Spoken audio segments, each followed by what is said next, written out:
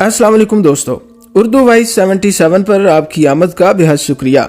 आज की तहरीर का उन्वान है ड्रॉप सीन। एक रोज़ मैं अदालत जाने के लिए घर से निकलने का इरादा कर ही रहा था कि फ़ोन की घंटी बज उठी। दूसरी घंटी पर मैंने रिसीवर उठाकर कान से लगाया। दूसरी जानिब गौरी साहब थे। फ़हीम गौरी एक मारूफ और सरगर्म समाजी इदारे के सरबराह थे।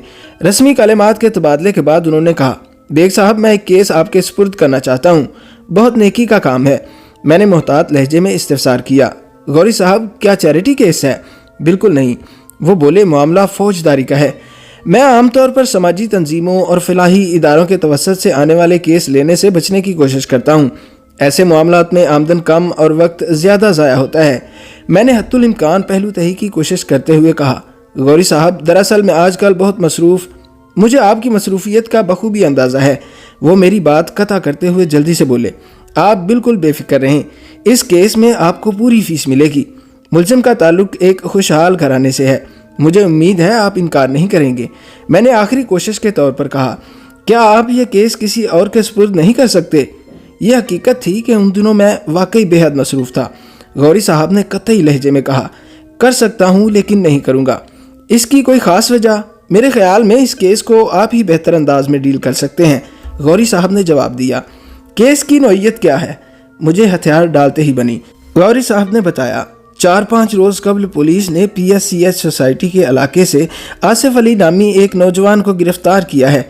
उस पर मज़कूरा सोसाइटी के एक रिहायशी फरीद अब्बासी के कत्ल का इल्ज़ाम है। पुलिस के मुताबिक मुलज़िम आसिफ अली चोरी की नीयत से मकतूल फरीद अब्बासी के घर में दाखिल हुआ। उसने नोटों से भरा हुआ एक ब्रीफ केस चोरी किया, फिर मज़ाहमत पर फरीद अब्बासी को शूट कर दिया। बाद अज़ां वो रकम वाला ब्रीफ केस लेकर बंगले से फरार हो ही रहा था कि एक घरेलू मुलाजम फिदा हुसैन ने जान पर खेलकर उसे काबू कर लिया। पुलिस ने मौका पर पहुंचकर न सिर्फ मुलज़िम आसिफ अली को गिरफ्तार कर लिया, बल्कि दूसरे रोज़ उसे अदालत में पेश करके 7 रोज़ का रिमांड भी हासिल कर लिया। 2 रोज़ बाद पुलिस अदालत में चालान पेश कर देगी। मुलज़िम आसिफ अली का ताल्लुक ज़िला रावलपिंडी से है। वो इस शहर में बिल्कुल तन्हा है और वो इस वक्त लॉकअप में बंद है। गौरी साहब, मैंने कहा, यह मालूमात तो नाकाफ़ी हैं, इसीलिए मैं चाहता हूँ आप कोर्ट जाते हुए आसिफ अली से मिलते जाएं। मैंने कहा, इस वक्त तो मुमकिन नहीं, अलबत्ता शाम को मैं कोशिश करूँगा। मेहरबानी है आपकी। वो खुश दिली से बोले, सिर्फ मेहरबानी से काम नहीं चलता गौरी साहब। मैं आपका मतलब बखूबी समझ रहा हूँ बेग साहब, उन्होंने जवाब दिया। मैंने रावलपिंडी में मुलज़िम आसिफ अली के वरसा को तमाम हालात से आगाह कर दिया है। बस आजकल में मुलज़िम का वालिद नवाज़िश अली मेरे दफ्तर पहुँच जाएगा। आप बिल्कुल मुतमईन रहें। मुलज़िम का ताल्लुक खाते पीते ख़ानदान से है। इस केस में मैं आपसे फ़ीस में रियायत के लिए भी नहीं कहूँगा। दरअसल मैं चाहता हूँ कि आप मुलज़िम से मिलकर ये अंदाज़ा लगा लें कि उसकी क्या कानूनी मदद की जा सकती है। बजा फरमाया आपने। जब तक मुझे यकीन न हो जाए कि मुलज़िम बेगुनाह है, इस वक्त तक मैं ये केस लेने के बारे में कोई फ़ैसला नहीं कर सकता। मेरे नज़दीक मुलज़िम की बेगुनाही ज़्यादा अहम है। फ़ीस की हैसियत सानवी है। गौरी साहब ने हल्के कहकहे की अमेज़श से कहा, बेशक आपके नज़दीक फ़ीस की हैसियत सानवी है, लेकिन इस सिलसिले में आप खासे सख्त साबित हुए हैं। बसा औकात आप मुवक्किल की हैसियत को पसे पुश्त डाल देते हैं। मैं गौरी साहब का इशारा समझ गया। मैंने कहा, गौरी साहब, हमारे प्रोफेशन में मुवक्किल की हैसियत का असूल नहीं चलता। अगर हम मुवक्किल की माली हालत के पेश नज़र अपनी फ़ीस का तयन करने लगें तो फिर नौबत फाकों की भी आ सकती है। हमारी अदालतों में धक्के खाने वालों में अक्सरियत ऐसे अफराद की होती है जिनके पास मुतल्लिका अदालत पहुँचने तक के लिए बस का किराया भी नहीं होता। वैसे मैं मौका महल की मुनासब से थोड़ी बहुत रियायत तो कर ही देता हूँ। सॉरी बेग साहब, उन्होंने शर्मिंदगी अमेज़ लहजे में कहा, मैंने तो अजराह मजाक फ़ीस का तस्करा छेड़ दिया था। कोई बात नहीं, मैंने खुश दिली से कहा। फिर पूछा, गौरी साहब, आप तो मुलज़िम को जानते हैं, क्या ख्याल है, आप उसे बेकसूर समझते हैं? मेरे अंदाजे से आपकी राय ज़्यादा अहम होगी, जो आप उससे मुलाकात के बाद कायम करेंगे। गौरी साहब ने जवाब दिया, इसीलिए आप खुद उसका इंटरव्यू करके अपनी तसल्ली कर लें। मेरी ख्वाहिश है कि जल्द अज जल्द उसकी ज़मानत हो जाए। ज़मानत का इन्हिसार तो केस की नौइयत पर है जनाब। आप कोशिश का वादा करें, बाकी उसकी किस्मत। मैंने कोशिश का वादा किया, मुतल्लिका थाने का नाम पूछा और फ़ोन बंद कर दिया। दूसरे रोज़ मैंने मुलज़िम आसिफ अली से मुतल्लिका थाने की हवालात में मुख्तसर मगर जामे मुलाकात की। यह बताने की ज़रूरत नहीं है कि मुलज़िम से मुलाकात के लिए मुझे कौन कौन से हरबे इस्तेमाल करना पड़े थे। इसका जिक्र कई मरतबा किया जा चुका है। आसिफ अली की ज़ुबानी जो हालात मुझे मालूम हुए, उनसे मैंने अंदाज़ा लगाया कि वो वाकई बेगुनाह है। میں نے آصف علی سے وکالت نامے پر دستخط لیے، اس ضروری ہدایات کے ساتھ ساتھ بے فکر رہنے کی تلقین کی اور تھانے سے نکل آیا۔ آصف علی سے حاصل شدہ معلومات میں سے غیر ضروری باتوں کو حذف کرتے ہوئے میں اس کا خلاصہ آپ کی خدمت میں پیش کرتا ہوں تاکہ عدالتی کارروائی کے دوران میں آپ کا ذہن کسی الجھن کا شکار نہ ہو۔ ملزم و میرا موکل آصف علی ضلع راولپنڈی کا رہنے والا تھا۔ اس کے والد نوازش علی کی راجہ بازار میں کپڑے کی دکان تھی۔ ان کی رہائش مسلم ٹاؤن میں تھی۔ نوازش علی ایک آسودہ حال شخص تھا اور اپنے علاقے میں اس کی اچھی خاصی عزت کی جاتی تھی۔ آصف علی کی عمر لگ بھگ 20 سال تھی۔ اس نے آرٹس کے مضامین میں انٹر کا امتحان پاس کر رکھا تھا۔ کسی گھریلو ناچاکی کے سبب وہ گھر والوں سے روٹ کر کراچی چلا آیا تھا۔ آصف علی نے اس گھریلو ناچاکی کی وجہ بتائی اور نہ ہی میں نے اس سلسلے میں اسے کریدنے کی کوشش کی۔ بہرحال آصف علی اس سال ماہ اپریل میں کراچی پہنچا تھا۔ وہ راولپنڈی سے روانہ ہوتے وقت کچھ رقم اپنے ساتھ لے آیا تھا، لہٰذا اسے کسی مالی دشواری کا سامنا نہیں کرنا پڑا تھا۔ اسی دوران میں وہ نوکری کی بھی تلاش کرتا رہا۔ اسے نوکری تو نہ مل سکی، البتہ راولپنڈی کے رہنے والے ایک شخص سے اس کی ملاقات ہو گئی۔ اس کا نام راجہ ارشد تھا۔ راجہ ارشد اپنے دیگر 2 ساتھیوں کے ساتھ ڈرگ روڈ کے کینٹ بازار میں کرائے کے ایک مکان میں رہتا تھا۔ راجہ ارشد اور اس کے ساتھی رانا فیاض اور گلشیر خان خوشنویس کاتب تھے اور مختلف اخبارات اور رسائل میں کام کرتے تھے۔ راجہ ارشد آصف علی کو اپنے ساتھ لے گیا۔ آصف علی نے اسے یہی بتایا تھا کہ وہ بھی نوکری وغیرہ کے سلسلے میں کراچی آیا تھا۔ گھریلو جھگڑے کا ذکر کرنا اس نے مناسب نہیں سمجھا۔ اس دن کے بعد سے آصف علی بھی ان کے ساتھ ہی رہنے لگا۔ وہ تینوں اپنے تئیں تو آصف علی کی نوکری کا بندوبست کرنے میں مصروف تھے ہی، اس کے ساتھ ساتھ آصف علی خود بھی دن بھر اسی جستجو میں رہتا تھا۔ اس کے پاس موجود رقم اب قریب الختم تھی۔ اس طرف سے بھی وہ تشویش میں مبتلا تھا۔ جب مایوسی اس پر سوار ہونے لگتی تو وہ کسی پارک میں جا کر بیٹھ جاتا یا کسی تفریحی مقام پر چلا جاتا۔ وقوعہ کے روز وہ ہل پارک میں بیٹھا ہوا تھا۔ وہ دسمبر کا مہینہ تھا۔ ان دنوں سر شام ہی خن کی چہار سو پھیل جاتی ہے، لیکن آصف علی راولپنڈی کا پروردہ تھا جہاں کڑاکے کی سردی پڑتی تھی۔ کراچی کا گلابی جاڑا اس کے لیے قابل برداشت تھا۔ وہ کم و بیش رات 7 بجے کا وقت تھا۔ آصف علی ہل پارک کے انتہائی بلند مقام پر بنے ہوئے جنگلے میں کھڑا روشنیوں کے شہر کا نظارہ کر رہا تھا۔ اس مقام سے قریب قریب پورا کراچی دکھائی دیتا ہے۔ اچانک آصف علی چونک اٹھا۔ اس نے نیچے ایک بنگلے کے گیٹ پر کچھ مشکوک حرکات نوٹ کی تھیں۔ ہل پارک کے چاروں طرف PECH سوسائٹی کا خوبصورت اور پوش رہائشی علاقہ پھیلا ہوا ہے۔ آصف علی نے دیکھا ایک پرشکوہ 2 منزلہ بنگلے کے گیٹ پر ایک نارنجی رنگ کی فوکسی ووکس ویگن کھڑی تھی اور ایک شخص پورے سرار انداز میں فوکسی کا پیسنجر سیٹ والا دروازہ کھولنے کی کوشش کر رہا تھا۔ یہ کوئی غیر معمولی بات نہیں تھی۔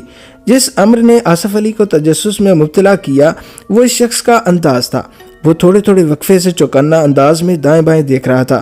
اگر وہ شخص فوکسی سے متعلق ہوتا تو اسے دروازہ کھولنے میں کوئی دشواری پیش نہ آتی، جبکہ مذکورہ شخص کی دروازے پر تباہ آزمائی سے صاف ظاہر ہو رہا تھا کہ وہ اسے کسی مخصوص ہتھ کنڈے سے زبردستی کھولنے کی کوشش کر رہا تھا۔ متذکرہ بنگلہ اسی رخ پر تھا جہاں سے گزر کر آصف علی کو مین شارع فیصل پر پہنچ کر لال کوٹھی کے اسٹاپ سے ڈرگ روڈ کے لیے بس پکڑنا تھی۔ اس مشکوک شخص کی حرکات و سکنات نے آصف علی کے دل میں انتہا درجے کا تجسس جگا دیا تھا۔ اس کے ذہن نے فوری طور پر فیصلہ کیا کہ چل کر دیکھنا چاہیے آخر معاملہ کیا ہے۔ وہ جلدی سے ہل پارک سے نیچے اتر کر اپنی مطلوبہ سڑک پر آ گیا۔ اس وقت تک مذکورہ شخص اپنے کام سے نمٹ چکا تھا۔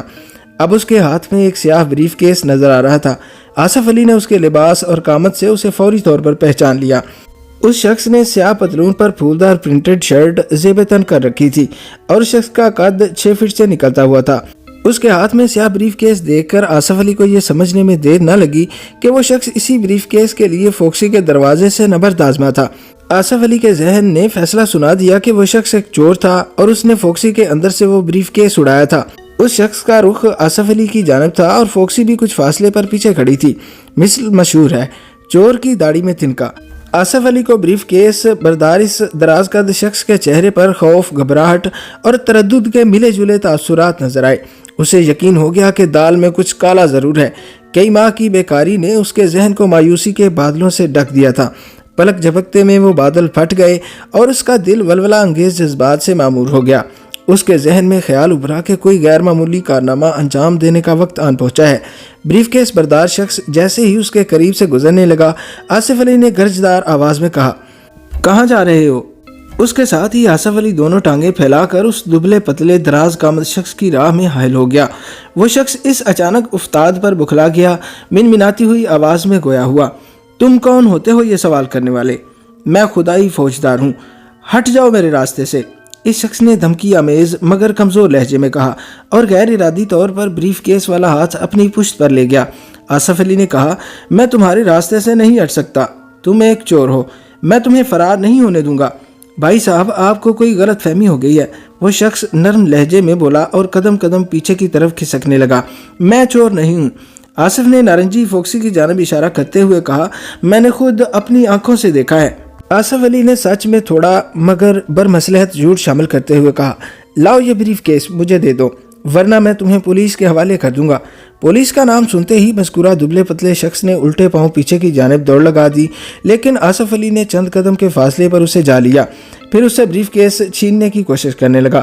آصف علی اس شخص کے مقابلے میں زیادہ صحت مند اور زور آور تھا، لہٰذا جلد ہی اسے اپنے مقصد میں کامیابی ہو گئی، لیکن اسی دوران میں وہ شخص کمال پھرتی کا مظاہرہ کرتے ہوئے ایک گندی گلی میں گھس گیا۔ آصف علی نے اس کا تعقب کرنے کی کوشش کی، لیکن اسے ناکامی کا منہ دیکھنا پڑا۔ اس کی وجہ ایک تو وہاں کا اندھیرا تھا، دوسرا گندی گلی ہونے کے سبب آصف علی کو خاصی دشواری پیش آئی تھی، اور ان دونوں کے درمیان فاصلہ اتنا زیادہ بڑھ گیا تھا کہ اس شخص کو فرار ہونے کا موقع مل گیا تھا۔ تاہم آصف علی کو یہ اطمینان حاصل تھا کہ وہ اس شخص سے بریف کیس چھیننے میں کامیاب رہا تھا۔ جب آصف علی نے اس شخص کو قابو کیا تھا تو اس نامعلوم شخص نے بریف کیس کے بجائے اپنی جان بچانے کو فوقیت دی تھی۔ آصف علی نہیں جانتا تھا کہ اس سیاہ بریف کیس میں کیا ہو سکتا ہے، تاہم اسے بخوبی اندازہ ہو گیا تھا کہ وہ ایک بیش قیمت بریف کیس تھا۔ ایک لمحے کے لیے آصف علی کے ذہن میں ایک شیطانی خیال نے سر اٹھایا کہ اسے بریف کیس لے کر غائب ہو جانا چاہیے، لیکن دوسرے ہی لمحے اس نے اس منفی خیال کو ذہن سے جھٹک دیا۔ اس کی رگوں میں ایک ایماندار شخص کا لہو دوڑ رہا تھا۔ اس نے اپنے ذہن میں ابھرنے والے منفی خیال پر افسوس کا اظہار کیا اور گندی گلی سے مطلوبہ بنگلے کی جانب چل پڑا۔ وہ مسروقہ بریف کیس کو اس کے مالک تک پہنچانے کا ارادہ رکھتا تھا۔ وہ جلد ہی اس بنگلے کے گیٹ پر پہنچ گیا، جس کے سامنے نارنجی رنگ کی فوکسی کھڑی تھی۔ وہاں سب کچھ معمول کے مطابق تھا اور پوش علاقوں کی مخصوص خاموشی ہر طرف پھیلی ہوئی تھی۔ آصف علی نے مذکورہ بنگلے کی اطلاعی گھنٹی کا بٹن دبایا اور ایک جانب ہٹ کر کھڑا ہو گیا۔ فوراً ہی اس 2 منزلہ بنگلے کا گیٹ کھلا اور ایک خوش پوش شخص نمودار ہوا۔ مروب کن شخصیت کا مالک وہ شخص آصف علی پر نظر پڑتے ہی چونک اٹھا۔ السلام علیکم۔ آصف علی نے دائیں ہاتھ مصافحے کے لیے آگے بڑھا دیا۔ خوش لباس شخص نے آصف علی کے بڑھے ہوئے ہاتھ کو نظر انداز کرتے ہوئے بڑی سرسری سے لہجے میں سلام کا جواب دیا اور آصف علی کے بائیں ہاتھ میں پکڑے ہوئے بریف کیس کو گھورتے ہوئے پوچھا، یہ بریف کیس تمہارے پاس کہاں سے آیا؟ آصف علی نے اپنے بڑے ہوئے ہاتھ کو خفت امیز انداز میں سمیٹا، پھر دونوں ہاتھوں سے بریف کیس کو تھام کر نارنجی فوکسی کی جانب دیکھتے ہوئے مضبوط لہجے میں سوال کیا، یہ گاڑی آپ کی ہے؟ ہاں، یہ میری ہی گاڑی ہے۔ اس کی نظر بدستور بریف کیس پر جمی ہوئی تھی۔ آصف نے کہا، پھر تو یہ بریف کیس بھی آپ کا ہی ہوگا۔ بالکل بالکل، یہ میرا ہی بریف کیس ہے، اس شخص نے تیز لہجے میں جواب دیا۔ لاؤ یہ مجھے دے دو، اور یہ بھی بتاؤ یہ تم تک کس طرح پہنچا؟ آصف علی نے کچھ دیر پہلے پیش آمدہ واقعات کی تفصیل بتانے کے بعد وہ بریف کیس اس شخص کے حوالے کر دیا۔ جس وقت آصف علی اس شخص کو اپنے کارنامے سے آگاہ کر رہا تھا، اس دوران میں وہ شخص ٹٹولتی ہوئی نظروں سے آصف علی کا بھرپور جائزہ لیتا رہا تھا۔ آصف علی کی روداد سننے کے بعد اس کا رویہ اچانک تبدیل ہو گیا۔ بریف کیس ہاتھ میں لیتے ہی اس نے کہا، میرا نام جمیل قریشی ہے۔ اس شخص نے اپنا تعارف کروایا اور بڑے پرجوش انداز میں آصف علی سے مصافحہ کیا، پھر بولا، تم نے مجھ پر بہت بڑا احسان کیا ہے، اندر آ جاؤ، میں تمہیں ایسے نہیں جانے دوں گا۔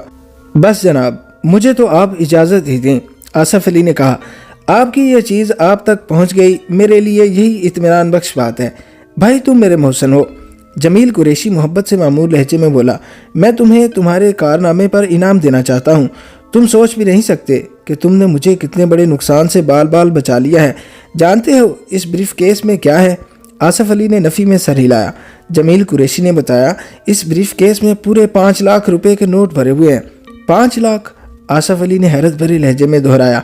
جمیل قریشی نے اپنی بات جاری رکھی، اب تم خود اندازہ لگا لو کہ تم نے میرے ساتھ کتنی بڑی نیکی کی ہے، اس نیکی کا کچھ نہ کچھ صلہ تو ضرور ملنا چاہیے۔ آصف علی نے دل میں سوچا، یہ جمیل قریشی کوئی بہت بڑا افسر دکھائی دیتا ہے، اگر قدرت نے مجھے یہ موقع فراہم کر ہی دیا ہے تو میں اس سے اپنی نوکری وغیرہ کے بارے میں ضرور بات کروں گا۔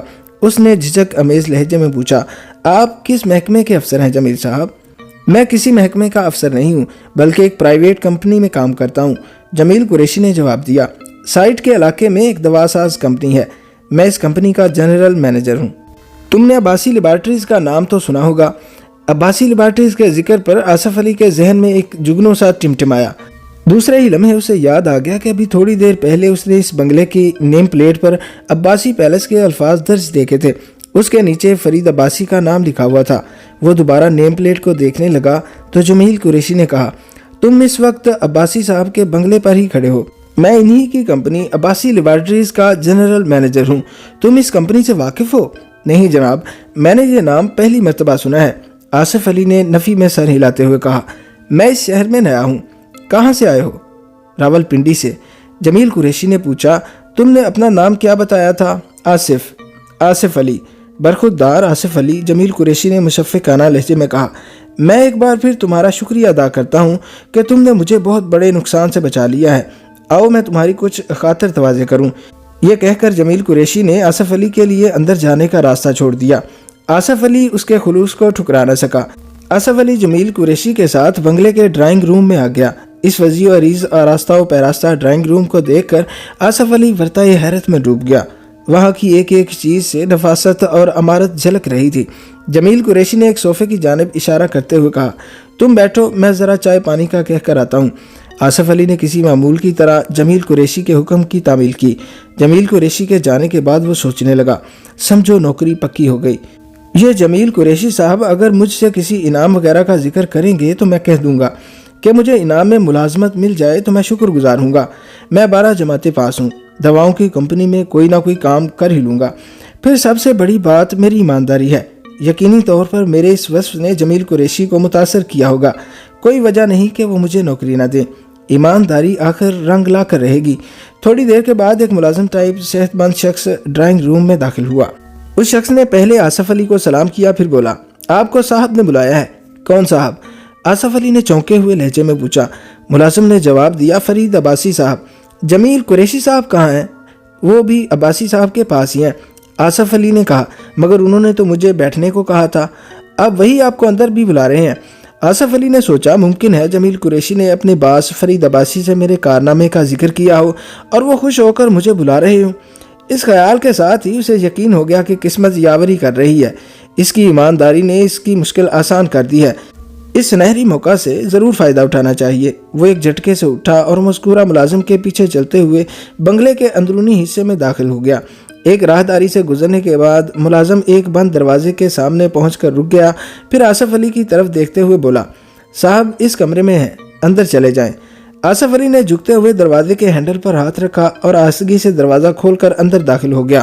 کمرہ خالی تھا، وہاں کسی ذی نفس کے آثار موجود نہیں تھے۔ کمرے کی سیٹنگ سے اندازہ ہوتا تھا کہ وہ ایک بیڈ روم تھا۔ آصف علی نے پیچھے مڑ کر ملازم سے کچھ پوچھنے کی کوشش کی، لیکن یہ حسرت اس کے دل میں ہی رہ گئی۔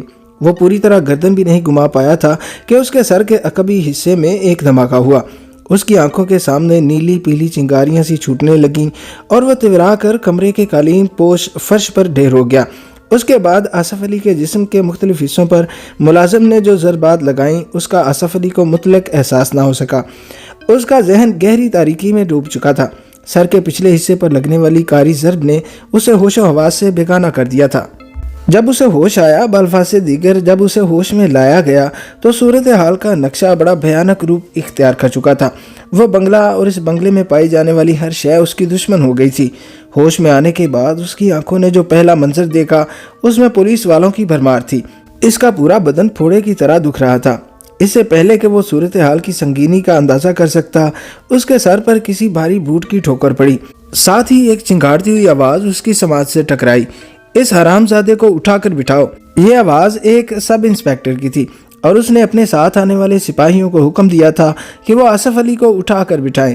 جلد ہی سپاہیوں نے اسے قالین پر سیدھا کر کے بٹھا دیا اور پہلی فرصت میں اس کے ہاتھوں میں ہتھ کڑی پہنا دی۔ کچھ دیر کے بعد اسے تھانے پہنچا کر حوالات میں بند کر دیا گیا۔ یہ بات اسے تھانے جا کر معلوم ہوئی تھی کہ اسے فرید عباسی کے قتل کے الزام میں گرفتار کیا گیا تھا۔ اس پر گھر میں گھس کر رقم والا بریف کیس چرانے کا الزام تھا۔ पुलिस के मुताबिक जब घर के मालिक फरीद अब्बासी ने आसिफ अली को रोकने की कोशिश की तो उसने बेदरीग उसे शूट कर दिया। बाद अज़ां फरीद अब्बासी के घरेलू मुलाजिम फिदा हुसैन ने किसी तरह आसिफ अली पर काबू पा लिया था और उसकी अच्छी खासी दुर्गत बनाने के बाद उसे एक बेडरूम में बंद कर दिया था। पुलिस ने मौके वारदात से आला कत्ल भी बरामद कर लिया था। वो 32 बोर का एक दर्रा मेड रिवाल्वर था जिसके चैम्बर में से 3 गोलियां चली हुई थी। ये तीनों गोलियां बिल तरतीब फरीद अब्बासी के दिल, कंधे और पेट में लगी थी। पुलिस ने आसिफ अली का जो अदालती रिमांड हासिल किया था उसका एक दिन अभी बाकी था। इसके अलावा भी आसिफ अली ने मुझे कुछ ऐसी अहम बातें बताई थी जिनकी बिना पर मुझे यकीन हो गया कि वो सरासर बेगुनाह था। सरे दस्त इन बातों का तज़किरा मुनासिब नहीं, अदालती कार्रवाई के दौरान में आप खुद ब खुद आगाह हो जाएंगे। दूसरे रोज़ बाद दोपहर फ़हीम गौरी साहब मेरे दफ्तर तशरीफ़ लाए थे। इस वक्त इनके साथ 2 अफराद और भी थे। पहली नज़र में ही मुझे अंदाज़ा हो गया कि इन 2 अफराद का ताल्लुक कराची से नहीं था। बाद में मेरा अंदाज़ा दुरुस्त साबित हुआ। इन 2 अफराद में से एक आसिफ अली का वालिद नवाजिश अली और दूसरा उसका बड़ा भाई वासिफ अली था।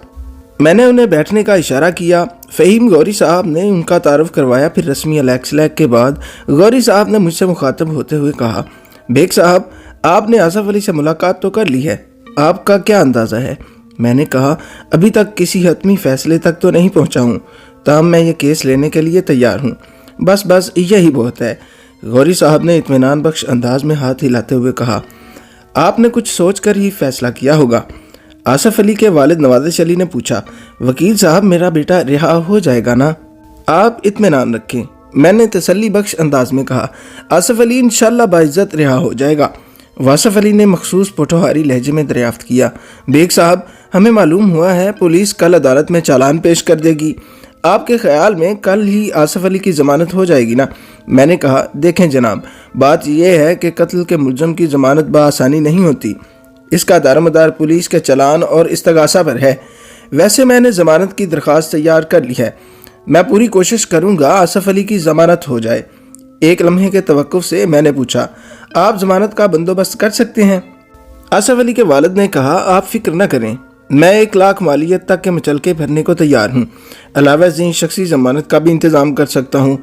यहाँ जामिया क्लॉथ मार्केट में कपड़े के 1 करोड़पति व्यापारी मेरे करीबी दोस्त हैं। अदालत जिस किस्म और जिस नौइयत की ज़मानत मांगेगी मैं मुहैया कर दूँगा। बस तो फिर ठीक है, मैंने कहा, मैं अपनी सी पूरी कोशिश करूँगा। गौरी साहब ने मुझे बताया कि नवाजिश अली और उसका बड़ा बेटा वासिफ अली अपने एक अजीज़ के यहाँ ठहरे हुए हैं। थोड़ी देर तक हमारे दरमियान आसिफ अली के बारे में गुफ्तगू होती रही। फिर वो दूसरे रोज़ अदालत में मिलने का कहकर उठ गए। जाने से कबल नवाजिश अली ने मेरी मतलूबा फ़ीस अदा की। मैंने फ़ीस की अदायगी की रसीद उन्हें दी। फिर वो मेरा शुक्रिया अदा करके वहाँ से रुखसत हो गए। रिमांड की मुद्दत पूरी होने के बाद पुलिस ने अदालत में चालान पेश कर दिया। मैंने अपना वकालतनामा और अपने मुवक्किल मुलज़म आसिफ अली की दरख्वास्त ज़मानत अदालत में दायर कर दी। अदालती कार्रवाई का जिक्र शुरू करने से पहले कुछ अहवाल, पुलिस की कारगुजारी और पोस्टमार्टम की रिपोर्ट का बयान कर दूं तो बहुत मुनासिब रहेगा। पोस्टमार्टम की रिपोर्ट के मुताबिक मकतूल फरीद अब्बासी की मौत 22 दिसंबर रात 7 और 9 बजे के दरमियान वाक़या हुई थी। उसके जिस्म पर 3 गोलियों के निशानात पाए गए थे। एक गोली पेट में, दूसरी कंधे में और तीसरी ऐन दिल के मकाम पर सीने में पेवस्त हुई थी और दिल में लगने वाली यही तीसरी गोली उसकी मौत का सबब बनी थी। केमिकल एग्जाम्स की रिपोर्ट के मुताबिक ये तीनों गोलियां इसी रिवाल्वर से चलाई गई थीं जो मौका वारदात से पुलिस ने बतौर आला कत्ल बरामद किया था। मजीद बरां ब्रीफ केस के हैंडल और रिवाल्वर के दस्ते पर जो उंगलियों के निशानात पाए गए थे वो एक ही शख्स के थे। फिंगरप्रिंट्स के तज्जिए के मुताबिक वो निशानात मुलज़म आसिफ अली की उंगलियों के थे। यह बात सरासर मेरे मुवक्किल के खिलाफ जाती थी। नीज़ इसी रिपोर्ट में यह भी दर्ज था कि मकतूल फरीद अब्बासी को महज 6 फुट के फासले से गोलियों का निशाना बनाया गया था। पुलिस की रिपोर्ट के मुताबिक वक़ूआ के रोज़ यानी 22 दिसंबर को रात 8 बजे उन्हें इस वारदात की इत्तला मिली थी। पुलिस को फ़ोन मकतूल की कंपनी के जनरल मैनेजर जमील कुरैशी ने किया था। सब इंस्पेक्टर नवाज नियाजी चंद कांस्टेबल के हमरा फौरी तौर पर मौका वारदात पर पहुंचा और मुलज़म आसिफ अली को गिरफ्तार कर लिया। मकतूल की बेवा फरहत अब्बासी के बयान के मुताबिक वो अपने बच्चों के साथ बंगले की बालाई मंजिल पर टीवी देख रही थी कि उसने ज़ीनी मंजिल पर गोलियां चलने की आवाज़ सुनी। पहले तो उसने इस तरफ ख़ास तवज्जो न दी क्योंकि टीवी ड्रामे में इस वक्त बड़ा जज्बाती सीन चल रहा था, تھوڑی ہی دیر بعد گھریلو ملازم فدا حسین نے فرحت عباسی کو مطلع کیا کہ صاحب کا خون ہو گیا ہے، اور یہ کہ فدا نے نہایت بہادری کا مظاہرہ کرتے ہوئے قاتل کو بے بس کر کے ایک کمرے میں بند کر دیا ہے۔ فرحت عباسی جب زیریں منزل پر پہنچی تو فرید عباسی اپنے بیڈ روم کے قالین پر چت پڑا تھا۔ اس کا لباس خون آلود تھا اور وہ زندگی کی قید سے آزاد ہو چکا تھا۔ اسی وقت جمیل قریشی وہاں پہنچ گیا۔ جب اسے صورتحال سے آگاہی ہوئی تو اس نے فی الفور پولیس کو فون کر دیا۔ استغاثہ کی جانب سے نصف درجن گواہوں کے نام پیش کیے گئے تھے، جن میں جمیل قریشی، بیگم فرحت عباسی، فدا حسین، انکوائری افسر نواز نیازی اور مقتول کے بچے 13 سالہ نازش اور 10 سالہ عدیل شامل تھے۔ عدالت کی کارروائی کا آغاز ہوا۔ جج نے فرد جرم پڑھ کر سنائی۔ ملزم نے صحت جرم سے انکار کر دیا۔ میں اپنی جگہ سے اٹھ کر کھڑا ہوا اور اپنے موکل کی ضمانت کے حق میں بولنا شروع کیا۔ وکیل استغاثہ نے سختی سے ضمانت کی مخالفت کی۔ میرے موکل کے خلاف استغاثہ خاصا مضبوط تھا۔ آلہ قتل اور مسروقہ بریف کیس کے ہینڈل پر اس کی انگلیوں کے نشانات ثابت ہو چکے تھے۔ مجھے ضمانت کی منظوری کی امید نہیں تھی اور ہوا بھی یہی۔ جج نے ضمانت کی درخواست کو مسترد کرتے ہوئے باقاعدہ سماعت کے لیے 15 روز کے بعد کی تاریخ دے دی۔ ہم عدالت سے باہر آئے تو آصف علی کا والد اور بھائی خاصے دل شکستہ تھے، لیکن غوری صاحب مجھے مطمئن نظر آئے۔ وہ دانا اور بینا آدمی تھے، معاملے کی نوعیت اور حالات کی سنگینی سے بخوبی آگاہ تھے۔ میں نے نوازش علی کو تسلی دیتے ہوئے کہا، آپ اتنے آزردہ نہ ہوں۔ میں مانتا ہوں کہ آج کی کارروائی سے آپ کو خاصی مایوسی ہوئی ہے، لیکن ابھی تو کیس عدالت میں لگا ہے۔ آگے دیکھیں کیا ہوتا ہے۔ جب گواہوں کے بیانات ہو گئے تو میں نقشہ پلٹ دوں گا۔ آپ بے فکر رہیں، آپ کا بیٹا انشاءاللہ باعزت بری ہو جائے گا۔ غوری صاحب نے رضاکارانہ طور پر کہا، بیگ صاحب کسی سلسلے میں اگر میری خدمات کی ضرورت ہو تو میں حاضر ہوں۔ آپ کی خدمات کی تو قدم قدم پر ضرورت پڑے گی جناب۔ میں نے کہا، فی الحال میں آپ کے ذمے ایک کام لگا رہا ہوں۔ آئندہ پیشی سے پہلے ہر حال میں یہ کام ہو جانا چاہیے۔ آپ حکم کریں۔ مجھے مقتول فرید عباسی کے بارے میں مکمل معلومات درکار ہیں، میں نے سرگوشیانہ لہجے میں کہا۔ عباسی لیبارٹریز کے معاملات، مقتول کی نجی زندگی، دوست احباب سے اس کے تعلقات وغیرہ۔ غوری صاحب نے اس بات میں سر ہلاتے ہوئے کہا، میں آپ کا مطلب سمجھ گیا بیگ صاحب، یہ کام میرے لیے کچھ زیادہ مشکل نہیں۔ آپ اس طرف سے تو مطمئن ہو جائیں، انشاءاللہ 2-4 روز میں آپ کی مطلوبہ معلومات آپ کو فراہم کر دوں گا۔ میں نے نوازش علی کی طرف دیکھتے ہوئے کہا، اس سلسلے میں آپ کو بھی کچھ محنت کرنا ہوگی۔ آپ جو حکم کریں میں تیار ہوں۔ میں نے کہا، آپ کل کسی وقت دوپہر 2 بجے کے بعد آصف علی کے ساتھیوں کو میرے دفتر لے آئیں۔ آصف علی کے ساتھی؟ واصف علی نے چونکتے ہوئے کہا، میرا مطلب ہے آصف علی جن لوگوں کے ساتھ رہ رہا تھا۔ میں نے وضاحت کرتے ہوئے کہا، رانا فیاض، راجہ ارشد اور گل شیر خان۔ نوازش علی نے پوچھا، یہ سب کہاں رہتے ہیں؟ میں نے بتایا، کینٹ بازار، ڈریگ روڈ۔ آصف علی گزشتہ چند ماہ سے ان کے ساتھ رہ رہا تھا، غوری صاحب نے کہا۔ اس نے مجھے بتایا تھا کہ ان افراد میں راجہ ارشد نامی شخص راولپنڈی کا رہنے والا ہے۔ نوازش صاحب، آپ تو اسے جانتے ہوں گے۔ نوازش علی اور اس کے بڑے بیٹے واصف علی نے اپنی لا علمی کا اظہار کیا۔ یہ بندوبست بھی میں کر دوں گا، میں اپنے ادارے کے کسی کارکن کو بھیج کر انہیں بلا لوں گا۔ بس تو پھر ٹھیک ہے، میں نے اطمینان بھرے لہجے میں کہا۔ نوازش علی نے پوچھا، وکیل صاحب آئندہ تاریخ سے پہلے ہماری تو ضرورت نہیں پڑے گی؟ میں نے سوچتے ہوئے کہا، ایسی کوئی خاص ضرورت تو نہیں ہے۔ پھر استفسار کیا، کیا آپ واپس راولپنڈی جانے کا ارادہ رکھتے ہیں؟ ہاں، خیال تو یہی ہے، نوازش علی نے اس بات میں جواب دیا۔ آصف علی کی والدہ بہت پریشان ہے، وہ تو ہمارے ساتھ ہی آ رہی تھی، ہم نے بمشکل اسے روکا تھا۔ جب تک ہم واپس جا کر اسے تسلی نہیں دیں گے وہ انگاروں پر لوٹتی رہے گی۔ آخر ماں ہے نا جی۔ آپ بالکل ٹھیک کہہ رہے ہیں، غوری صاحب نے کہا۔ پھر مجھ سے پوچھا، بیگ صاحب آپ کا کیا خیال ہے؟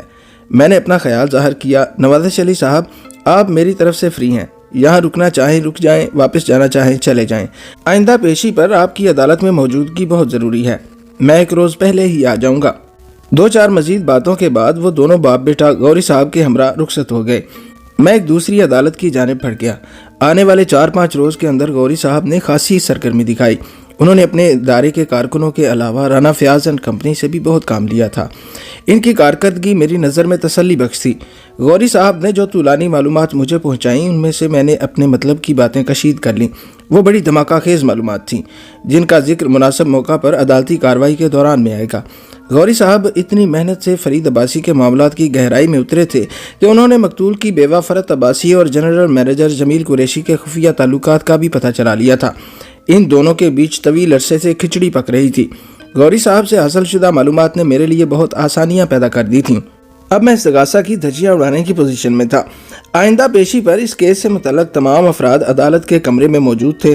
نواز شلی اس مرتبہ اکیلا ہی آیا تھا، البتہ جامعہ کلاتھ مارکیٹ کا کروڑ پتی بیوپاری اس کے ساتھ تھا۔ جج اپنی کرسی پر براجمان ہو چکا تو عدالتی کارروائی کا آغاز ہوا۔ سب سے پہلے مقتول کے گھریلو ملازم فدا حسین کو بیان کے لیے بلایا گیا۔ فدا حسین 26-27 سال کا ایک ہٹا کٹا شخص تھا۔ اس نے ہلکے نیلے رنگ کا شلوار سوٹ پہن رکھا تھا۔ جب وہ گواہی دینے کے لیے کٹہرے میں آ کر کھڑا ہوا تو میں نے ایک بات خاص طور پر محسوس کی، اور وہ یہ کہ وہ کچھ نروس دکھائی دیتا تھا، حالانکہ اسے پورے اعتماد نظر آنا چاہیے تھا۔ اس نے جتنا بڑا کارنامہ سر انجام دیا تھا، اس کے بعد تو اس کا سینہ فخر سے پھول جانا چاہیے تھا۔ فدا حسین نے سچ بولنے کا حلف اٹھایا اور اپنا بیان ریکارڈ کروا دیا۔ اسی سے ملتا جلتا بیان وہ اس سے پہلے پولیس کو بھی دے چکا تھا۔ اس کے بیان کا خلاصہ کچھ یوں تھا۔ وقوع کی رات وہ بنگلے کے عقبی حصے میں کوئی کام کر رہا تھا کہ اس نے بنگلے کے بیرونی حصے میں گولیاں چلنے کی آواز سنی۔ وہ اپنا کام چھوڑ کر فوری طور پر اندر کی جانب بھاگا۔ لاشعوری طور پر اس کا رخ مقتول فرید عباسی کے بیڈ روم کی جانب تھا۔ وہ فرید عباسی کے بیڈ روم کے دروازے پر پہنچا ہی تھا کہ دروازہ دھڑ سے کھلا اور اندر سے ملزم برآمد ہوا۔ اس کے ایک ہاتھ میں ریوالور اور دوسرے ہاتھ میں مقتول کا بریف کیس تھا۔ اس نازک موقع پر فدا حسین کے دماغ نے برق رفتاری سے کام کیا اور اس نے پلک جھپکتے میں ملزم کو ایک زوردار دھکا دیا۔ ملزم اپنا توازن برقرار نہ رکھ سکا۔ وہ اس ناگہانی افتاد کے لیے ذہنی طور پر تیار نہیں تھا۔ ریوالور اس کے ہاتھ سے نکل کر اندر بیڈ روم میں جا گرا اور وہ خود زمین بوس ہو گیا۔ فدا حسین کے ہاتھ میں اس وقت ایک چھوٹی ہتھوڑی تھی۔ اس سے پہلے کہ ملزم اٹھ کر کھڑا ہوتا، فدا حسین نے اس کے سر پر عقبی حصے کو نشانہ بنایا اور ملزم کو انٹا غفیل کر دیا۔ مزید تسلی کے لیے فدا حسین نے ملزم کو چند ٹھوکریں بھی رسید کیں، پھر اسے گھسیٹ کر ایک دوسرے بیڈ روم میں بند کر دیا۔ بعد ازاں وہ اپنی مالکن کو اس سانحے کی اطلاع دینے بالائی منزل پر چلا گیا۔ گواہ فدا حسین کا بیان ختم ہوا تو وکیل استغاثہ جرہ کے لیے کٹہرے کے پاس جا کھڑا ہوا۔ اس نے اپنی جرہ کا آغاز کرتے ہوئے سوال کیا، فدا حسین، کیا تم اس شخص کو پہچانتے ہو؟ وکیل استغاثہ کا اشارہ کٹہرے میں کھڑے ہوئے ملزم آصف کی جانب تھا۔ فدا حسین نے جواب دیا، بڑی اچھی طرح پہچانتا ہوں جناب، یہ میرے مالک کا قاتل ہے۔ فدا حسین، جب تم گولیاں چلنے کی آواز سن کر اندر کی جانب دوڑے تو تم نے کیا دیکھا؟ میں نے ملزم کو فرار ہوتے ہوئے دیکھا جناب۔ وہ کس طرف سے آیا تھا اور کہاں فرار ہو رہا تھا؟ فدا حسین نے جواب دیا، وہ صاحب جی کے بیڈ روم سے نکلا تھا اور اس کا رخ بیرونی گیٹ کی جانب تھا۔ پھر کیا ہوا تھا؟ پھر میں اس سے بھڑ گیا تھا۔ تم نے اسے دھکا دے کر فرش پر گرایا تھا؟ جی ہاں، میں نے ایسا ہی کیا تھا۔ فدا حسین، تم نے پہلے پولیس کو اور بعد ازاں معزز عدالت کو بیان دیا ہے کہ جب تم مقتول کے بیڈ روم کے دروازے پر پہنچے تو اسی وقت ملزم اندر سے نمودار ہوا تھا۔ اس کے ہاتھ میں مقتول کا بریف کیس اور دوسرے ہاتھ میں ریوالور تھا۔ کیا ملزم کے ہاتھ میں ریوالور دیکھ کر تم خوفزدہ نہیں ہوئے تھے؟ وہ سب کچھ اتنی تیزی سے پیش آیا تھا کہ مجھے خوفزدہ ہونے کی مہلت بھی نہیں ملی تھی۔ میں نے بجلی کی سی تیزی کے ساتھ ملزم کو بے بس کر دیا تھا۔ یہ میرے مالک کا قاتل تھا، میں اسے کیسے فرار ہونے دیتا جناب؟ میں نے عباسی صاحب کا نمک کھایا ہے۔ اگر اس وقت ملزم کے ہاتھ میں توپ بھی ہوتی تو میں اسے اپنی جان کی پرواہ کیے بغیر دبوچنے کی کوشش کرتا۔ بہت خوب، وکیل استغاثہ نے سراہنے والے انداز میں کہا۔ ایسے نمک حلال اور وفادار ملازمین اب خال خال ہی دیکھنے کو ملتے ہیں۔ اس مختصر سے تبصرے کے بعد وکیل استغاثہ نے گواہ فدا حسین سے سوال کیا، فدا حسین، ملزم کو بے بس کرنے کے بعد تم نے کیا کیا تھا؟ وہ بولا، میں نے سب سے پہلے تو اس شخص کو ایک خالی بیڈ روم میں بند کیا، پھر سانحے کی اطلاع دینے بالائی منظر پر مالکن کے پاس چلا گیا تھا۔ وکیل استغاثہ نے اسی نوعیت کے 2-4 سوالات مزید پوچھے اور اپنی جگہ پر آ کر بیٹھ گیا۔ اب جرہ کی باری میری تھی۔ میں اپنی جگہ سے اٹھا اور گواہ فدا حسین کے کٹہرے کے پاس آ کر کھڑا ہو گیا۔ جج کی اجازت حاصل کرنے کے بعد میں نے جرہ شروع کی۔ فدا حسین، میں نے اس کی آنکھوں میں جھانکتے ہوئے سوال کیا، شکل و صورت سے تم پڑھے لکھے دکھائی دیتے ہو، تم نے کہاں تک تعلیم حاصل کی ہے؟ وہ اس غیر متعلق سوال پر بکھلا گیا، اٹکتے ہوئے لہجے میں جواب دیا، جناب میں نے پوری 8 جماعتیں پاس کی ہیں۔ میں نے تیز لہجے میں پوچھا، 8 جماعتیں یا مڈل پاس ہو؟ وہ میرے جھانسے میں آ گیا، عام سے لہجے میں بولا، جناب مڈل کرنے کی آرزو تو بہت تھی، لیکن والد صاحب کے انتقال کے بعد گھریلو حالات نے مزید پڑھنے کی اجازت نہیں دی، اس لیے 9ویں جماعت میں داخلہ نہیں لے سکا تھا۔ حاضرین عدالت مسکراتے ہوئے چہروں کے ساتھ آپس میں چمگوئیاں کرنے لگے۔ اسی موقع پر وکیل استغاثہ اپنے گواہ کی مدد کو دوڑا۔ آبجیکشن یور آنر، اس نے تیز آواز میں کہا۔ وکیل صفائی گواہ سے انتہائی غیر متعلق سوالات کر رہے ہیں۔ گواہ کی تعلیم و تربیت کا موجودہ کیس سے کوئی تعلق نہیں ہے۔ آپ نے بہت اچھا لفظ استعمال کیا ہے میرے فاضل دوست۔ میں نے جج کے کچھ بولنے سے پہلے ہی کہا، تعلیم و تربیت خاصا وسیع المانی لفظ ہے، بلکہ مجموعہ الفاظ ہے۔ آپ کی اطلاع کے لیے عرض ہے کہ تعلیم کا نہ صحیح لیکن گواہ کی تربیت کا موجودہ کیس سے بڑا گہرا تعلق ہے۔ آپ آخر کہنا کیا چاہتے ہیں؟ یہی کہ گواہ کو جھوٹ بولنے کی اچھی خاصی تربیت دی گئی ہے، میں نے ترکی بہ ترکی جواب دیا۔ وکیل استغاثہ جج کو مخاطب کرتے ہوئے بولا، جناب علی، بیگ صاحب اس معاملے میں خاصے مشہور ہیں، یہ دانستہ معاملات کو الجھانے کی کوشش کرتے رہے ہیں، انہیں پیری میسن بننے کا بہت شوق ہے۔ میرے فاضل دوست، میں نے معتدل لہجے میں وکیل استغاثہ کو مخاطب کرتے ہوئے کہا، پیری میسن ایک فرضی کردار تھا اور میں جیتا جاگتا آپ کے سامنے کھڑا ہوں۔ آپ کی اطلاع کے لیے عرض کرتا چلوں کہ میں نے ہمیشہ معاملات کو الجھانے کی بجائے سلجھانے کی کوشش کی ہے۔ بہت خوب، وہ استہزائیہ انداز میں گویا ہوا۔ اب آپ معزز عدالت کو یہ بھی بتا دیں کہ گواہ کی تعلیم و تربیت کا ذکر فرما کر آپ کون سا عقدہ لا یخل کھولنے کی کوشش کر رہے ہیں۔ میں نے کرسی انصاف پر براجمان جج کی جانب دیکھا، وہ سوالیہ نظر سے مجھے ہی دیکھ رہا تھا۔ میں نے کھنکار کر گلا صاف کیا اور جج کو مخاطب کرتے ہوئے کہا، یور آنر، میں معزز عدالت کے سامنے گواہ کی حیثیت کا تعین کرنے کی کوشش کر رہا ہوں۔ گواہ فدا حسین اس کیس کا ایک نہایت ہی اہم کردار ہے۔ استغاثہ کے مطابق ملزم کی گرفتاری کا صحرا اسی کے سر بنتا ہے، اس لیے گواہ کا معتبر، غیر جانبدار اور ایماندار ہونا بہت ضروری ہے، جبکہ ایسا نہیں ہے علی جناب۔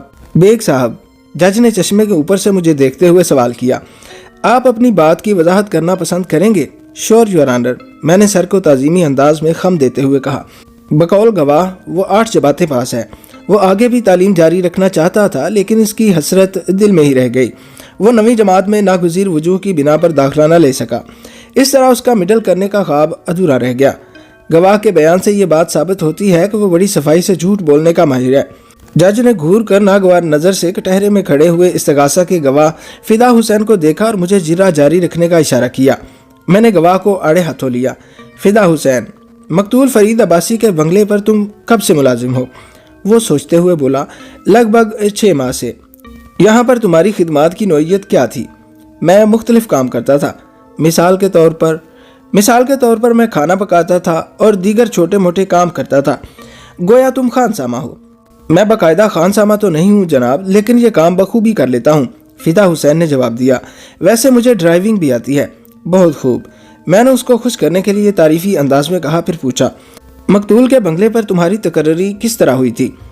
میں آپ کا مطلب نہیں سمجھا جناب، میں سمجھاتا ہوں۔ میں نے کہا، میرا مطلب یہ ہے کہ تم خود ہی یہاں ملازمت کے لیے آئے تھے یا کسی نے تمہاری سفارش کی تھی؟ قریشی صاحب نے میری سفارش کی تھی۔ کون قریشی صاحب؟ جمیل قریشی صاحب۔ تمہارا مطلب ہے مقتول کی کمپنی کے جنرل مینیجر جمیل قریشی صاحب؟ جی ہاں، وہی قریشی صاحب۔ میں نے پوچھا، کیا قریشی صاحب تمہیں پہلے سے جانتے تھے؟ زیادہ جان پہچان نہیں تھی، اس نے جواب دیا، بس 1-2 ملاقاتیں ہوئی تھیں۔ میں نے سوالات کا زاویہ تبدیل کرتے ہوئے پوچھا، مقتول فرید عباسی کے بنگلے پر ملازمت سے پہلے تم کہاں کام کرتے تھے؟ اس نے جواب دیا، میجر شوکت حسین کے بنگلے پر۔ وہاں سے کام کیوں چھوڑا؟ وہاں تنخواہ بہت کم تھی، وہ ہچکچاہٹ امیز لہجے میں بولا۔ میں نے اسے کڑے تیوروں سے گھورا، تنخواہ کم تھی یا؟ اس نے سہم کر مجھے دیکھا، پھر سراسیمہ نظر سے وکیل استغاثہ کو تکنے لگا۔ وکیل استغاثہ نے حق وکالت ادا کرتے ہوئے فوری طور پر اعتراض جڑ دیا۔ جناب علی، وکیل صفائی خواہ مخواہ کے سوالات کر کے معزز عدالت کا قیمتی وقت برباد کرنے کی کوشش کر رہے ہیں، انہیں ایسے حربوں سے باز رہنے کی تاکید کی جائے۔ میں نے دونوں ہاتھ ہوا میں لہراتے ہوئے کہا، میں تو معزز عدالت کا قیمتی وقت بچانے کی کوشش کر رہا ہوں، وکیل استغاثہ اپنے اعتراض کی وضاحت کریں۔ جج نے وضاحت طلب نظروں سے وکیل سرکار کو دیکھا، وہ بولا، جناب علی، وکیل صفائی معزز گواہ سے جس قسم کے سوالات کر رہے ہیں ان کا زیر سماعت مقدمے سے دور کا تعلق بھی نہیں ہے، بس مجھے اسی بات پر اعتراض ہے۔ جج نے سوالیہ نظر سے مجھے دیکھا اور پوچھا، آپ اس سلسلے میں کیا کہتے ہیں بیگ صاحب؟ میں نے کہا، یور آنر، میں اپنے فاضل دوست کی بات سے اختلاف کرتا ہوں۔ بقول ان کے میرے سوالات کا زیر سماعت مقدمے سے دور کا بھی تعلق نہیں ہے، جبکہ میرے خیال میں متذکرہ معاملات کا اس کیس سے بہت نزدیک کا تعلق بنتا ہے۔ وہ کیسے بیگ صاحب؟ جج نے سوال کیا۔ میں نے ٹھہرے ہوئے لہجے میں کہا، جناب علی، گواہ کا سابق ریکارڈ خاصا مشکوک ہے، اس لیے یہ شہادت کے معیار پر پورا نہیں اترتا۔ آپ اپنے موقف کی وضاحت کریں۔ جج نے کہا، جناب علی، میں نے جج کو مخاطب کرتے ہوئے کہا کہ ٹہرے میں کھڑے ہوئے گواہ فدا حسین نے بتایا ہے کہ اس نے میجر شوکت حسین کے بنگلے سے نوکری اس لیے چھوڑی تھی کہ وہاں تنخواہ کم ملتی تھی، جبکہ حقیقت اس کے بالعکس ہے۔ ایک لمحے کے توقف سے میں نے بولنا شروع کیا، جناب علی، मज़कूरा मेजर साहब ने गवाह को हवाला पुलिस किया था। गवाह ने मेजर साहब की साहबजादी समीना से बदतमीजी की थी। चुनाचे मेजर साहब ने पहले तो खुद ही अपने हाथ पाँव से गवाह की खातिर तवाज़े की, फिर पुलिस को फ़ोन करके इसे गिरफ्तार करवा दिया था। गवाह को अपने मालिक की बेटी से दस्तदराजी काबिल दखल अंदाजी पुलिस मामला था, फिर मेजर साहब की तरफ से भी दबाव था, लिहाजा इस पर मुकदमा चला और अदालत ने इसे कैद बा मुशक्कत की सज़ा सुनाई थी। क्या ये सच है फिदा हुसैन? जज ने तेज़ आवाज़ में गवाह से सवाल किया। उसने गर्दन झुका दी। मैंने कहा, जनाब आली, ये वाकई सच है और पुलिस में बाकायदा इसका रिकॉर्ड मौजूद है। इससे बड़ा सच ये है कि मेजर साहब के यहाँ मुलाजमत करने से पहले गवाह नवाब असगर अली का मुलाजम था और वहाँ से घड़ी चुराने के इल्ज़ाम में निकाला गया था, क्योंकि नवाब साहब की वो घड़ी नहायत बेश कीमत और नवादरात का हिस्सा थी। वकील सरकार इस कड़े वक्त में गवाह की मदद को आन पहुँचा। उसने जज से इस्तदाइया लहजे में कहा, जनाब आली, गवाह के माजी को खंगालने के बजाय हमें मौजूदा केस में इसकी जुर्रत व बहादुरी को ज़ेरे बहस लाना चाहिए। इस बात में किसी शक व शुबे की गुंजाइश नहीं कि इंसान खता का पुतला है। कल का चोर आज का वली साबित हो सकता है। इंसान को बदलते हुए देर नहीं लगती। तारीख में ऐसी बेशुमार मिसालें मौजूद हैं। इंतहाई बुरे अफराद की जब काया पलट हुई तो वो मुआशरे के मुअज़्ज़ज़ और काबिल सद एहतराम अफराद में बदल गए।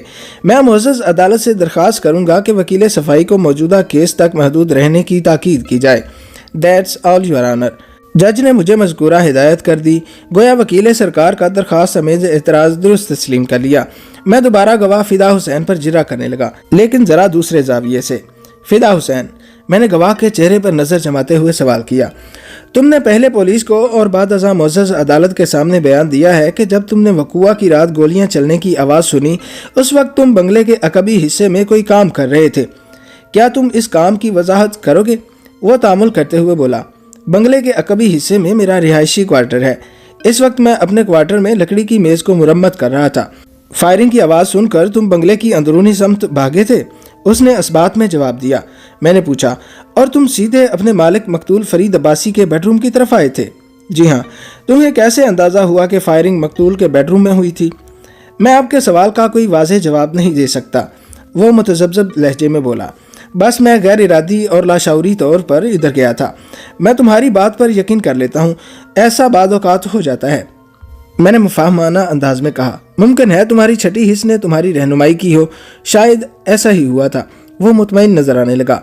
मैंने सवाल किया, फिदा हुसैन, तुमने अपने बयान में बताया है कि जब तुम मकतूल के बेडरूम के दरवाजे पर पहुंचे तो उसी वक्त धड़ से दरवाज़ा खुल गया और मुलजिम हथियार बरदार बरामद हुआ। उसके दूसरे हाथ में तुम्हारे मालिक का स्याह ब्रीफकेस था। क्या मैंने कुछ गलत कहा है? नहीं जनाब, आप दुरुस्त फरमा रहे हैं, उसने जवाब दिया। मैंने बिल्कुल यही बयान दिया है। मैंने अगला सवाल किया, फिदा हुसैन, तुम्हारे बयान के मुताबिक जब तुमने मुलजिम को एक धांसू किस्म का धक्का दिया तो रिवाल्वर उसके हाथ से छूटकर अंदर मकतूल के बेडरूम में जा गिरा था और मुलजिम ज़मीन बेहोश हो गया था। फिर तुमने मुलजिम को अंडा खवील करने के लिए इसके सर के अकबी हिस्से पर छोटी हथौड़ी आजमाई थी। मज़कूरा हथौड़ी तुम्हारे हाथ में कहाँ से आ गई थी? मैं उसे उलझाने बाल्फाज़े दीगर फंसाने के लिए ये फ़रोई सवालात कर रहा था। मुझे अपने मकसद में कामयाबी हासिल हो रही थी। वो पूरे तमाद लहजे में गोया हुआ। जनाब, मैं पहले भी अर्ज़ कर चुका हूँ कि जब मैंने फायरिंग की आवाज़ सुनी तो उस वक्त मैं अपने क्वार्टर में लकड़ी की मेज़ मुरम्मत कर रहा था। मैं हथौड़ी अपने हाथ में लेकर ही अंदर आया था। करेक्ट, मैंने इस्तिफ़हामिया अंदाज में कहा। फिर पूछा, फिदा हुसैन, ज़रा सोच कर बताओ, तुमने कितनी गोलियाँ चलने की आवाज़ सुनी थी? पूरी 3। मैंने पूछा, तुमने मुलजिम को अंटा गफील करने के बाद उसकी पिटाई भी की थी? मैं उसकी जान भी ले लेता तो कम था। वो ठोस लहजे में बोला, यह मेरे मालिक का कातिल था। फिदा हुसैन, मैंने सवालात के सिलसिले को हस्बे मंशा आगे बढ़ाते हुए कहा, तुमने वकील इस्तिगासा के एक सवाल के जवाब में और अब मेरे पिछले सवाल के जवाब में बताया है कि मुलजिम तुम्हारे वली नेमत का कातिल है। तुमने उसको फरार होने से रोका और बेबस करके एक खाली बेडरूम में बंद कर दिया। उसके बाद तुम अपनी मालकन को इस सानहे की इत्तला देने चले गए। क्या मैं ठीक कह रहा हूँ? आप बिल्कुल ठीक कह रहे हैं, वो जल्दी से बोला। बिल्कुल ऐसा ही हुआ था, उसने इस बात में जवाब दिया। मैंने सवाल किया, फिर तुम्हें कैसे अंदाज़ा हुआ कि मुलजिम ने तुम्हारे मालिक को कत्ल कर दिया है? आप भी अजीब बात कर रहे हैं वकील साहब। इसमें अजीब क्या है जनाब? मुलजिम रिवाल्वर बदस्त वहाँ से ब्रीफकेस लेकर फरार हो रहा था, फिर उसके अलावा कातिल और कौन हो सकता था? मैंने पूछा, फिदा हुसैन, क्या तुमने अंदर मकतूल के बेडरूम में झांक कर देखा था? بالکل دیکھا تھا، وہ مضبوط لہجے میں بولا۔ لیکن وکیل استغاثہ کے سوال کے جواب میں تم نے بتایا تھا کہ سب کچھ اتنی تیزی سے پیش آیا تھا کہ تمہیں سوچنے سمجھنے کی مہلت بھی نہیں ملی تھی۔ پھر تم نے کس وقت بیڈ روم کے اندر جھانک کر دیکھا تھا؟ میں اسے اپنی مرضی کی راہ پر لے آیا تھا، وہ بے دھڑک بولا۔ جب میں نے ملزم کو دھکا دے کر گرایا تھا تو ریوالور اس کے ہاتھ سے نکل گیا تھا اور سیدھا اندر بیڈ روم میں جا گرا تھا۔ میں نے اسی وقت فرید عباسی صاحب کو بیڈ روم میں خون میں لت پت پڑے ہوئے دیکھا تھا۔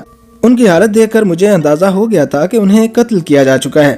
میں نے پوچھا، ذرا سوچ کر جواب دو، مقتول بیڈ روم میں چت پڑا تھا یا اوندا؟ عباسی صاحب چت پڑے تھے۔ بیڈ روم کے قالین پر؟ جی بالکل درست جگہ کی نشاندہی کرو۔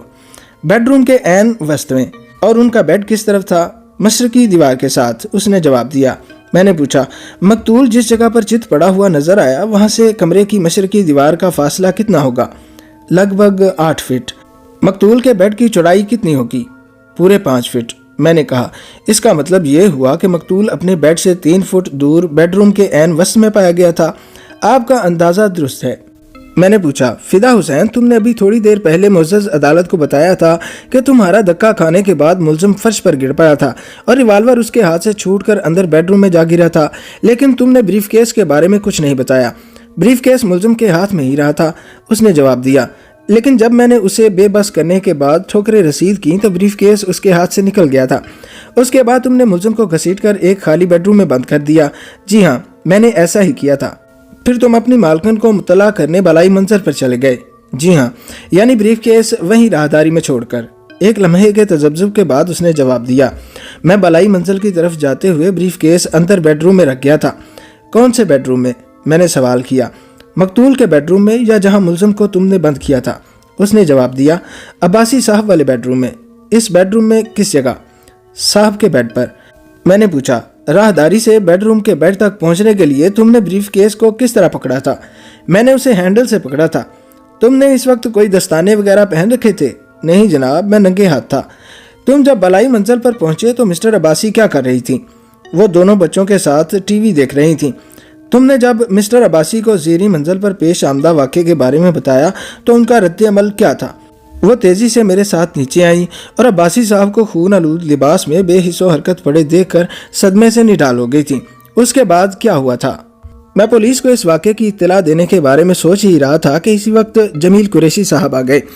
وہ صاحب جی سے ملنے آئے تھے، کوئی ضروری کام ہوگا، چونکہ عباسی صاحب کافی عرصے سے بیمار تھے اور فیکٹری نہیں جا رہے تھے، اس لیے جنرل مینیجر صاحب اکثر و بیشتر بنگلے پر آ جاتے تھے۔ جمیل قریشی کو جب حالات کی سنگینی کا اندازہ ہوا تو انہوں نے کیا کیا تھا؟ انہوں نے فی الفور پولیس کو فون کیا تھا۔ میں نے پوچھا، پولیس کو موقع واردات پر پہنچنے میں کتنی دیر لگی تھی؟ وہ تھوڑی ہی دیر میں آ گئے تھے۔ میں نے سوال کیا، جب پولیس بنگلے پر پہنچی اس وقت کیا بجا تھا؟ 8:15 بجے تھے، فدا حسین نے بتایا۔ پولیس کو کم و بیش 8 بجے فون کیا تھا۔ میں نے ایک مرتبہ پھر سوالات کا زاویہ تبدیل کرتے ہوئے پوچھا، فدا حسین، بقول تمہارے جس وقت تم بنگلے کے اندرونی حصے میں فائرنگ کی آواز سنی، اس وقت تم بنگلے کے عقبی حصے میں اپنے کوارٹر میں کوئی میز مرمت کر رہے تھے، کیا تم نے بنگلے کی عقبی سمت سے کسی شخص کو اندر داخل ہوتے ہوئے دیکھا تھا؟ میرا مطلب ہے دیوار وغیرہ پھلانگ کر کوئی اندر تو نہیں آیا تھا؟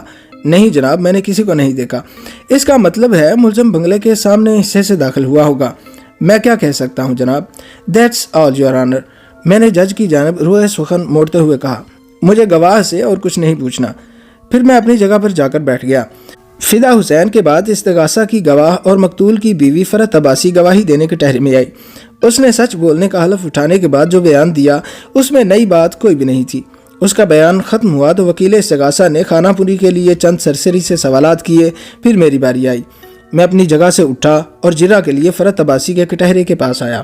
فرت عباسی کی عمر لگ بھگ 35 سال تھی۔ کچھ عرصے پہلے اس پر جو سانحہ گزر گیا تھا اس کے اثرات مجھے کہیں نظر نہ آئے۔ وہ خاصی بن ٹھن کر عدالت میں آئی تھی۔ وہ بلا شبہ ایک خوبصورت اور پرکشش عورت تھی۔ اس وقت وہ نارنجی رنگ کی ساڑی میں ملبوس تھی۔ اس کی تراشیدہ زلفیں شانوں پر بکھری ہوئی تھیں۔ اسے دیکھ کر بالکل بھی اندازہ نہیں ہوتا تھا کہ وہ حال ہی میں بیوہ ہوئی ہے۔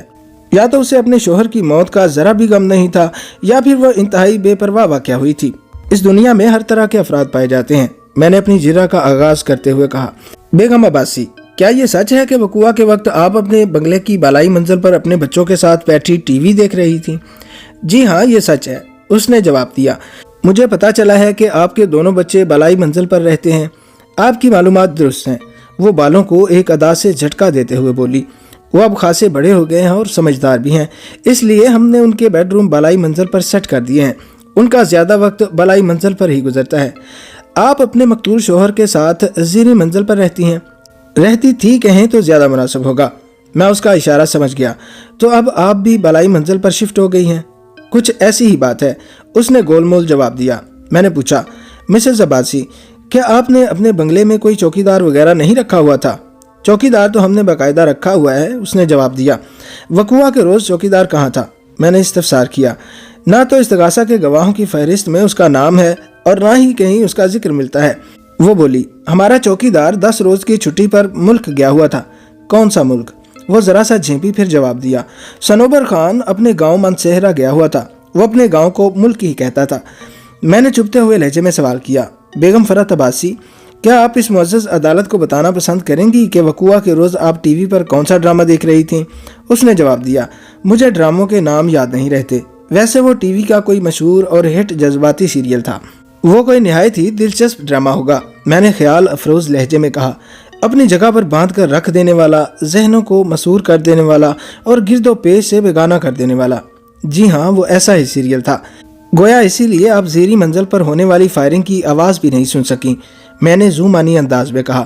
آپ 2 ڈرامے میں محو تھیں۔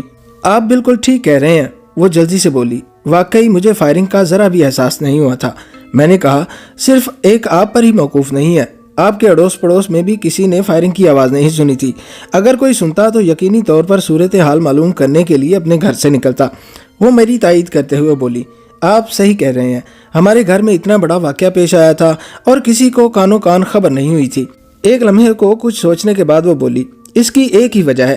وہ بولی، وہ ڈرامہ عارض تھے، ہر کوئی ٹی وی پر نظر ٹکائے بیٹھا ہوگا۔ کم وقت یہ مقبول ڈرامے اپنے اندر اس قدر جاذبیت رکھتے ہیں کہ ناظرین کو کچھ ہوش ہی نہیں رہتا۔ انہی اوقات میں ہونے والی مختلف قسم کی وارداتوں کے بارے میں اکثر و بیشتر سننے میں آتا ہے۔ اس کی بات میں خاصا وزن تھا۔ ایسے کئی واقعات میرے علم میں بھی تھے جب گھر کے تمام افراد کسی مقبول ترین ڈرامے میں محو رہے اور چور گھر کا صفایا کر کر چلتے بنے۔ اس مقبولیت اور محویت کی وجہ یہ تھی کہ اس زمانے میں کیبل اور ڈش انٹینا وغیرہ کا کوئی وجود نہیں تھا۔ انڈور تفریحات میں مقامی ٹی وی ڈرامے سر فہرست تھے۔ میں نے جرہ کے سلسلے کو آگے بڑھاتے ہوئے سوال کیا، بیگم عباسی، جب آپ اپنے ملازم کے ساتھ زیریں منزل پر آئیں تو آپ نے کیا دیکھا؟ میں نے دیکھا، اتنا بول کر فرحت عباسی نے ایک لمحے کو توقف کیا، پھر بتانے لگی۔ عباسی صاحب اپنے بیڈ روم کے قالین پر چت پڑے تھے۔ ان کا لباس سینے اور پیٹ پر سے سرخ ہو رہا تھا۔ میں نے پہلی نظر میں ہی اندازہ لگا لیا کہ وہ اب اس دنیا میں نہیں رہے۔ اس کے علاوہ آپ نے کیا دیکھا؟ اس کے علاوہ عباسی صاحب کے بیڈ روم پر سیاہ بریف کیس پڑا ہوا تھا اور کمرے کی شمالی دیوار کے قریب ایک خطرناک ریوالور بھی دکھائی دے رہا تھا۔ بیڈ روم کا دروازہ کس رخ پر ہے؟ مغربی سمت میں، یعنی بیڈ کے بالکل سامنے؟ جی ہاں، بیڈ مشرقی دیوار کے ساتھ لگا ہوا ہے، میں نے پوچھا۔ اور آپ کے مقتول شوہر کی لاش بیڈ روم کے دروازے اور بیڈ کے درمیان پڑی ہوئی تھی؟ جی ہاں، ایسا ہی تھا بیگم عباسی۔ مقتول کے بیڈ روم کی مشرقی دیوار کے ساتھ اس کا بیڈ لگا ہوا تھا۔ بیڈ روم کا داخلی دروازہ مغربی سمت دیوار میں ہے۔ آپ نے کمرے کی شمالی دیوار کے قریب آلہ قتل پڑا ہوا دیکھا تھا۔ آپ یہ بتائیں کہ بیڈ روم کی جنوبی سمت یعنی دیوار کی طرف کیا ہے؟ جنوبی دیوار کے ساتھ عباسی کی ضروری الماری اور سیف رکھا ہوا تھا، فرحت عباسی نے جواب دیا، یا پھر ملحقہ واش روم کا دروازہ ہے۔ بیگم عباسی، آپ اس بات کی تصدیق کر چکی ہیں کہ آپ کے مقتول شوہر کی لاش بیڈ اور دروازے کے درمیان پڑی تھی۔ کیا یہ کہا جا سکتا ہے کہ وہ لاش شمالی اور جنوبی دیواروں کے بیچ میں پڑی ہوئی تھی؟ وائی ناٹ، آف کورس، وہ کندھوں کو مخصوص جھٹکا دیتے ہوئے بولی۔ ایک ہی بات ہے وکیل صاحب، کانوں کو یوں پکڑیں یا وہ پکڑیں، سر ہمیشہ دونوں کانوں کے بیچ میں ہی رہے گا۔ اس کا مطلب ہوا مقتول کی لاش کمرے کے عین وسط میں پڑی ہوئی تھی۔ سرٹنلی، اس نے پر اعتماد لہجے میں جواب دیا۔ واضح رہے کہ مسز فرحت عباسی کو یہ معلوم نہیں تھا کہ تھوڑی دیر پہلے گواہ فدا حسین سے کس قسم کے سوال و جواب ہو چکے تھے۔ عدالت کے کمرے میں ایک وقت میں صرف ایک گواہ پر ہی جرا کی جاتی ہے تاکہ اس جرا سے دوسرے گواہ یا گواہان کی شہادت متاثر نہ ہو۔ میں نے بیگم فرحت عباسی سے استفسار کیا، بیگم عباسی، آپ نے پولیس اور عدالت کو بیان دیا ہے کہ جب آپ بالائی منزل سے نیچے آئیں تو اس کے تھوڑی دیر بعد ہی آپ کی دوا ساز کمپنی کا مینیجر جمیل قریشی آپ کے بنگلے پر آ گیا تھا۔ اس کی آمد غیر متوقع تھی یا یہ معمول کام کا حصہ تھا؟ جواب دینے سے پہلے اس نے سوچا، پھر کہا، میں آپ کے سوال کو سمجھ نہیں سکی ہوں۔ میں نے کہا، میں نے ایسی مشکل بات کون سی پوچھ لی ہے؟ وہ جذبز نظر آنے لگی۔ میں نے وضاحت امیز لہجے میں کہا، میرا مطلب یہ تھا کہ جمیل قریشی صاحب کسی طے شدہ پروگرام کے تحت آئے تھے یا ایسے ہی آ گئے تھے؟ اس سوال کا صحیح جواب تو آپ کو جمیل صاحب ہی دیں گے، فرحت عباسی نے کہا۔ میں نہیں جانتی کہ انہیں عباسی نے خاص طور پر بلایا تھا یا وہ اپنے کسی کام سے آئے تھے۔ ویسے وہ اکثر ہمارے بنگلے پر آتے رہتے ہیں۔ اس اکثر سے آپ کی مراد گزشتہ 6-7 ماہ سے ہے؟ جی ہاں، آپ کہہ سکتے ہیں۔ اس سے پہلے وہ قدرے کم آپ کے بنگلے پر آیا کرتے تھے؟ جی ہاں، آپ کا اندازہ درست ہے، اس نے جواب دیا۔ میں نے سوال کیا، اور اس کی وجہ آپ کے مقتول شوہر کی بیماری تھی؟ اس نے اس بات میں جواب دیا اور بتایا، جب سے عباسی کا فیکٹری جانا چھوٹا تھا، ضروری کام کے لیے جنرل مینیجر کو اکثر و بیشتر گھر پر ہی آنا پڑتا تھا۔ میں نے کہا، آپ کے مقتول شوہر نے تو گھر سے نکلنا ہی چھوڑ دیا تھا؟ جی ہاں، وہ اپنے بیڈ روم تک محدود ہو کر رہ گئے تھے۔ بیڈ روم تک یا صرف بیڈ تک؟ ایک ہی بات ہے، وہ دزدیدہ نظر سے وکیل استغاثہ کو دیکھتے ہوئے بولی۔ میں نے اپنی جیب میں سے انجیکشن کا ایک خالی امپیول نکال کر اسے دکھایا اور پوچھا، کیا آپ کے مقتول شوہر کو دیگر ٹریٹمنٹ کے ساتھ ساتھ یہ انجیکشن بھی باقاعدہ دیا جاتا تھا؟ غوری صاحب کی فراہم کردہ معلومات بہت مفید ثابت ہو رہی تھیں۔ اس نے ہائیڈروجن کے خالی امپیول کو دیکھ کر سر کو اس باتی جنبش دی اور کہا، جی ہاں، دیگر ادویہ کے ساتھ یہ انجیکشن بھی ان کے علاج میں شامل تھا۔ بیگم عباسی، میں نے مقتول فرید عباسی کی بیوہ کو مخاطب کرتے ہوئے سوال کیا، وقوعہ کے روز پولیس کو اطلاع کس نے دی تھی؟ اس نے جواب دیا، جمیل قریشی نے۔ میں نے مزید 2-4 ادھر ادھر کے غیر متعلقہ سوالات کے بعد اپنی جرح کا سلسلہ موقوف کر دیا۔ اس کے ساتھ ہی عدالت کا وقت ختم ہو گیا۔ جج نے 1 ماہ بعد کی تاریخ دے کر عدالت برخاست کر دی۔